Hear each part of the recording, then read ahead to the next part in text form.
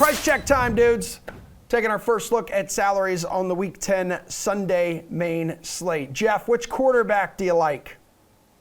I like Josh Allen. I mean, we just saw Justin Herbert show up there in the Millie Maker lineup for last week, and what was Justin Herbert doing before he went off last week? Well, he wasn't doing much. He's coming off a couple poor games, and I think the big thing that we've learned with these young quarterbacks is when they have bad games, don't overreact. They're still really, really good. Josh Allen is a really, really good quarterback, and yes, he had the misfortune, Emerson, of facing America's team last week. I mean, it's the Jacksonville Jaguars. We'll give him a pass for that, right? In all seriousness, though, I mean, he's got the New York Jets here. I mean, come on, guys. Like, this is a spot where you just know Josh Allen is probably going to be seething for a week and ready to take out his revenge. The Jets are just good at nothing on defense right now. Offensively, I'm sure Kenny Ducey will give you a soliloquy later in the week about how good they are now that their coach has moved into a booth or something. But Josh Allen, as we know, long-term great producer. The Bills are about to hang one here on the Jets. I love this spot because his price hasn't moved much, and now he's going to be lower owned. So, yeah, Josh Allen, definitely for me, the guy at quarterback. Yeah, has not had less than 17 fantasy points in his previous 7 or 8 games there. Okay, Pearce, what about you, dude? Tom Brady, we don't really need to overthink this. It's off of bye week. He's coming off a loss. Maybe we have the angry Tom Brady narrative, regardless of whether that's a thing or not. He's facing Washington's second worst pass DVOA. They managed to make Patrick Mahomes look good this season, so that tells you something right there. They're allowing the second most touchdowns per game at 2.5. Tom Brady leads the NFL with touchdown passes. It's not necessarily a funnel defense, but it's much easier to pass the ball into the end zone against Washington, and that seems to be, the modus operandi of Tampa this season is to throw for touchdown passes. So I'm not really going to overthink it here. Tom Brady's having a great season. He's been a lock almost every week in fantasy, so just go ahead and play him. He's not too expensive. Gare Bear, which quarterback's price do you like? Yeah, I'm going to side with Geoff here and just say Josh Allen. I triple-checked this morning. There is no one named Josh Allen on the Jets defense. So I think quarterback Josh Allen should be perfectly fine to go about his usual level of DraftKings production for Week 10.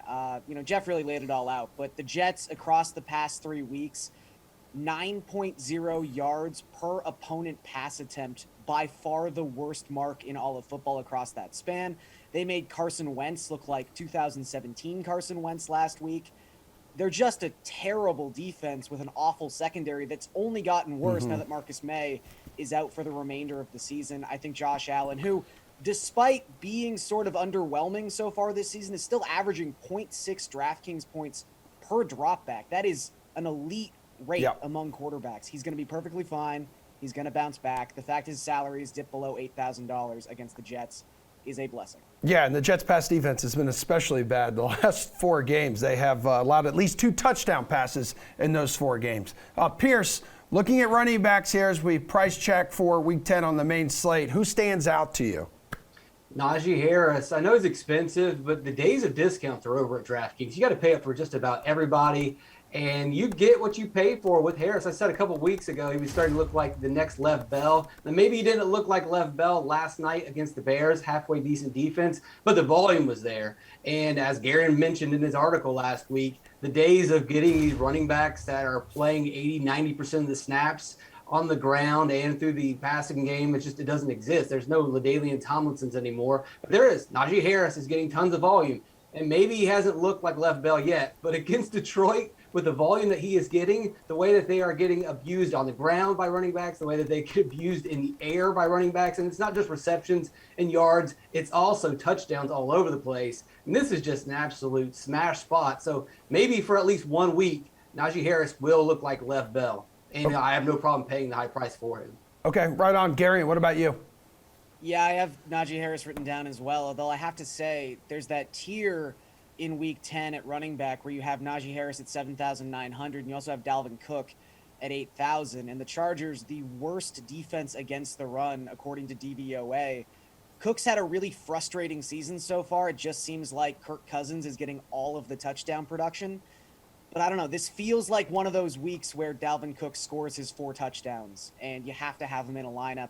I think both are amazing plays. I think both will kind of almost moderate themselves in terms of ownership. Like, they're both going to be super high in terms of ownership, but because they're so similarly priced, I could see them kind of carrying a similar level of ownership. I'm going to side with Dalvin Cook. I just feel like that huge game is on the horizon, and it's going to be against the Chargers, who have just shown they are incapable of stopping an opposing running back right now. Ulrich, which running back are you targeting? Yeah, I mean, both the ones the guys mentioned, great volume spots, obviously. But, I mean, I'll buy this dip on Aaron Jones, under 7K now. This is a player who, going up against the Seattle defense, they just allow a ton of receptions. We've seen, I mean, I'm not sure. I think Carlos Hyde is like 46 right now, but he still went for 6 catches against this defense last week. 10 catches and 128 yards. Alvin Kamara just tore this defense apart through the air. This is what Aaron Jones does. We've seen him really become a complete back this year. And I don't really care who starts at quarterback for Green Bay because the Seattle defense is not good. I will definitely buy Aaron Jones here under 7K. I think that's a really good value at running back for whatever week we're on. 10? Yeah, we are on week 10. Yeah, we've mentioned that a few times. Okay, it typically follows week 9 too in the NFL. I only listen when Jesse's the host. Yeah, no, that's perfectly fine. I totally get that. Thank you very much. Geoff, what about which wide receiver you plan on targeting here in week 10? Yeah, I mean, I think there's a couple different bounce back spots. I mentioned Josh Allen off the top of the show, but I mean, I think the Dallas Cowboys are definitely due for a bounce back. And man, what a great spot for their offense at home in the Jerry World. And they've got the Atlanta Falcons coming to town. We know Amari Cooper loves to play in Dallas. You look at his home road splits since he's become a Dallas Cowboy. Him and Dak Prescott just love playing on this fast track. 6,200 for Amari Cooper.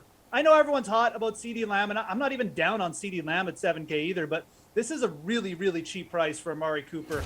You know, you can talk about floor fantasy expectations. Yeah, he throws in the 5-point games. I get it. This has been Amari Cooper through his entire career. But you know what he does every third or fourth game, too? He goes for like 30 points, and they almost always happen in these kind of spots at home against Atlanta. Bottom tier pass defense. I get they beat Trevor Siemian last week, but it's not going to happen this week. I think Amari Cooper's due for a big one, and he's way too cheap in my opinion here, just given the matchup. Pearce, who do you think is due for a big one at wide receiver this week? I had Lockett at 6,500. He had a big one in his last game. He's similar to Cooper in that he can have these huge games and then kind of disappear. It's just the way that Seattle plays. It's either him or Metcalf that goes off, and then it's also the way that Wilson plays. Sometimes he takes these deep passes. Green Bay's secondary has struggled this season with Jair Alexander being out. Eric Stokes, their first-round pick, is questionable. Kevin King is going to play, but that's a good thing for the opposing team. They've allowed 6 40-plus yard passes, and that's always something we want to get from Seattle's deep passes. Against the Green Bay pass DVOA that ranks 18th. He caught 12 of his 13 targets with Geno at quarterback in his last game for 146 yards against Jacksonville. I know it's a different quarterback, but hey, that game looks pretty good now. A big performance against Jacksonville. We might have laughed at it a couple weeks ago. Now, hey, maybe there's something there. All right, Garion, who do you have your eye on at wide receiver? Gotta pick on America's team. Yeah, I know. Yep. I've heard it. Dude, and you know what? The DK account has this odd obsession on Twitter about just tweeting negative slander towards the Jaguars. I will no longer stand for it, but go ahead, Garion. That's fair. We can unfollow together in protest. Oh, yes, let's do it. I'll text you after the show. Okay. Yeah, I'm going to go with Michael Pittman. It's a weird chicken and the egg situation when we talk about wide receivers and their value. They need to score touchdowns to reach value, but at the same time, if they score too many touchdowns, you're like, well, touchdown regression is around the corner, so I can't really talk about Michael Pittman. He scored 5 touchdowns in his last 5 games. That's not sustainable. He's not a guy who's going to score 18 touchdowns in a season. However, when you look at the criteria of guys who should be scoring a lot of touchdowns, Pittman does fit that classification. He's one of just 8 qualified players in football who has at least a 30% target share inside the red zone. So he should be scoring touchdowns. So I'm not all that afraid that they're suddenly going to dry up, especially against a Jaguars team that has been shredded by opposing wide receivers, as long as those wide receivers do not play for the Buffalo Bills. So I think we see Jacksonville's defense regress to the mean in Week 10, and I think Michael Pittman, who again has just been a volume machine the past 4 or 5 weeks, he's going to continue to cook.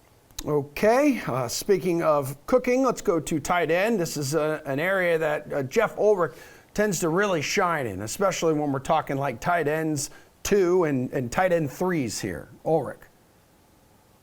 I mean, look, I'm just gonna go right to the best team in football now. I mean, they just beat the Bills. I'm gonna go to a guy who's got 7.5 targets since he's joined the Jacksonville Jaguars. Dan Arnold at 3,500. Emerson, where did this guy come from? I mean, Arnold, as we've always seen it. I mean, he looks like a wide receiver out there playing tight end. He sparked in the Saints a little bit. He was a pretty good touchdown threat for the Cardinals, who just didn't like him and let him go. But he's finally getting a chance. I mean, he's up there in targets per game now, like almost leading the Jags in receiving like a couple weeks ago. This guy is getting consistent work out there. I mean, and you love this matchup against Indy. This is where you attack them through the air. Jonathan Taylor's probably going to run for another 200 yards this week anyways, so there'll probably be a ton of targets. 3,500, just keep playing the volume here. I don't even care if he gets in the end zone at this price. 7-8 targets a game. Yeah, we'll take that all day. Okay, Gary, and who you like at tight end? I'm going to go in that same tier. Let's talk about Tyler Conklin. Not a guy I thought I'd be talking about much this season, but Conklin is clearly the number one tight end in Minnesota. I know they traded for Chris Herndon just before the season started, and we thought, okay, maybe this is the spot where Herndon finally breaks out. Nope. It's Tyler Conklin's team, baby. He's had an 80% snap share in each of his last 3 games. He's had 7 targets in each of his last 2 games. I just think this game between Minnesota and Los Angeles has the potential to be the highest scoring on the slate. I think we could see a ton of points going in both directions. The Chargers have been pretty bad against opposing tight ends so far this season, the 6th most DraftKings points per game to that position. So Conklin might not be a sexy name, but he's just on the field all the time, and that's really the only classification I need for a tight end below 4K. All right, Pearce, tight end. Cameron Brate, 2,700. He fits that classic tight end punt archetype. He's in a great matchup against Washington, one of the worst pass DVOAs. He's cheap, and the volume's there. 5 of his last 6 games, he's had 4 targets. 5 of his last 6 games, he's run 22 routes.